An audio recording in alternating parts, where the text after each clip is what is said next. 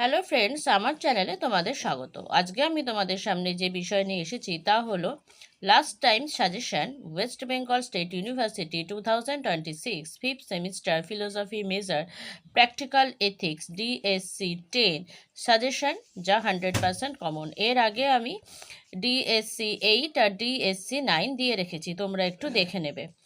Next চলে আসলাম question marks 5 নিয়ে।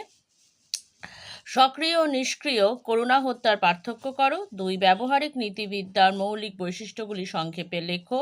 3 ঐচ্ছিক, অনৈচ্ছিক এবং ইচ্ছা বিরুদ্ধ সৌজন্য হত্যার মধ্যে পার্থক্য করো।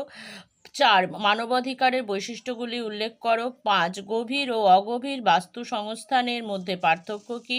6 প্রাণী ও উদ্ভিদের প্রতি কি আমাদের সৌজন্য থাকা উচিত। 7 নৃকেন্দ্রিক এবং অনৃকেন্দ্রিক নীতিশাস্ত্রের মধ্যে পার্থক্য দেখাও।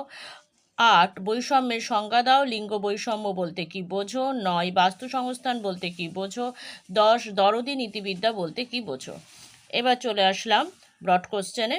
B1 কৃপা হত্যার সংজ্ঞা দাও। কৃপা হত্যার সপক্ষে এবং বিপক্ষে যুক্তি দাও। 2 আত্মহত্যা বলতে কি বোঝো। আত্মহত্যার সপক্ষে যুক্তিগুলি আলোচনা করো। আত্মহত্যার নৈতিকতা বিষয়ে হিউমের মত সংক্ষেপে লেখো।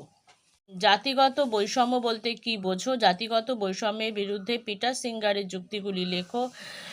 4 ভ্রূণ হত্যার সংজ্ঞা দাও। ভ্রূণকে কি ব্যক্তি বলা যায়। এই প্রসঙ্গে ভ্রূণ হত্যার সপক্ষে বা বিপক্ষে নৈতিক যুক্তিগুলি লেখো। 5 সন্ত্রাসবাদ বলতে কি বোঝো। সন্ত্রাসবাদী সংগঠনের কার্যকলাপ কি ন্যায়সঙ্গত বা সমর্থনযোগ্য। 6 ঐচ্ছিক করুণা হত্যা কি। ঐচ্ছিক করুণা হত্যা কি নৈতিক দিক থেকে সমর্থনীয়। 7 গর্ভপাত প্রসঙ্গে রক্ষণশীলদের যুক্তিগুলি উল্লেখ করো। 8 টিকা লেখো। 3টে আর দিয়েছি, 5 করে থাকবে 15। পরিবেশ নীতিবিদ্যা, ভূমি কেন্দ্রিক নীতিবিদ্যা ও জ্ঞাতিভিত্তিক নৈতিকতা। তো বন্ধুরা, আজকের মতো ভিডিও আমি এখানেই শেষ করছি। 11 নম্বরের জন্য ডিএসসি 11 এই পেপারটার জন্য একটু ওয়েট করো।